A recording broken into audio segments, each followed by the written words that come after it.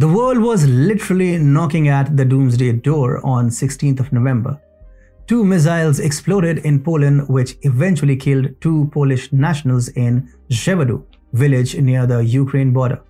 Initial responses started coming in from Ukraine, and as expected, Ukraine blamed Russia for the attack. However, NATO allies had concerns regarding these allegations of Ukraine.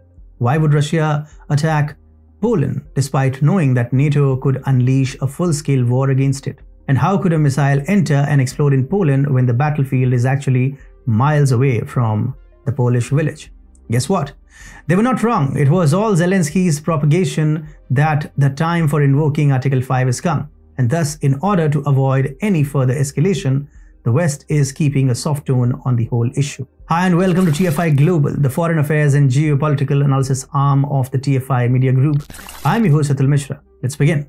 As the G20 summit was in motion in Bali, the news of Poland being under attack by missiles surfaced. As the missile hit Poland and Zelensky started chanting Russia, Russia over the attack, US President Joe Biden convened an emergency meeting of the Group of Seven and NATO leaders. Biden's first response to the attack was pretty shocking. According to US President Joe Biden, the missile that struck Poland was not a Russian missile.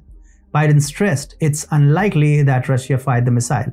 I'm going to make sure we find out precisely what happened. The response by USA perturbed Zelensky like never before. Zelensky rebuked Biden's statement in a huff and said, Ukraine is not to blame for the missile strike that killed two people in Poland.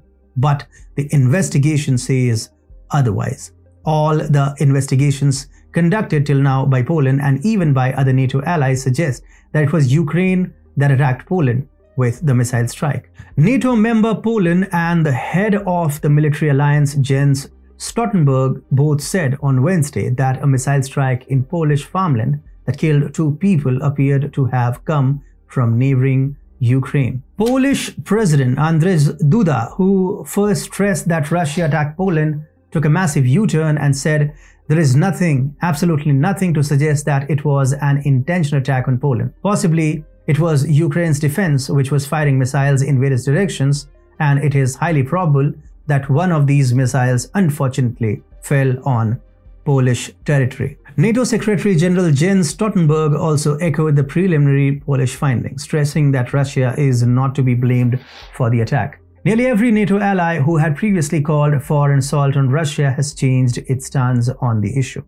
The United States and other Western nations are currently urging the member states to maintain a calm and wait for the facts to become clearer. But the facts are already clear now, and it looks like there is a clear intention from the West to prevent any further escalation that may require a coordinated military response from NATO. The idea that the missiles were one of the components of Ukrainian air defenses are now being pushed by American officials. NATO members have continued to send a steady trickle of weapons to Ukraine. However, if it is proved that the attack from Ukraine was deliberate, it undoubtedly will have far-reaching impacts. As stated in Article 5 of the NATO Treaty, an attack on one of its members is an attack on all. Volodymyr Zelensky, the president of Ukraine, referred to an attack on Poland by Russia on Tuesday in an attempt to gain greater NATO backing. But now it has been confirmed that the missile was fired by Ukraine. The question of whether it was deliberate or accidental could only be answered later. However, given that Zelensky is like a spoiled kid of the US and has a history of garnering unnecessary attention, this action appears to be planned to spark a full-scale war between NATO and Russia. To avoid a direct confrontation with Russia, NATO countries are currently attempting to tread a tight line. This explains why their abrupt change in tone is so strongly pro-Kremlin.